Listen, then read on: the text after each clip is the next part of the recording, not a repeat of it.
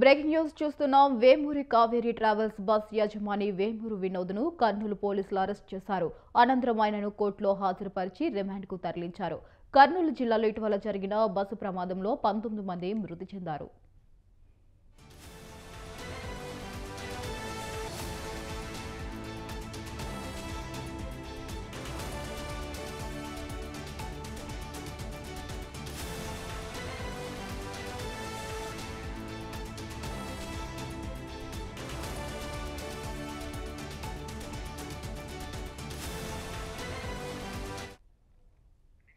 Vemuri Kaveri travels bus రోడ్డుపై పడి ఉన్న బైక్ను ఢీకొనడంతో మంటలు చెలరేగి వారంతా సజీవ దహనమయ్యారు.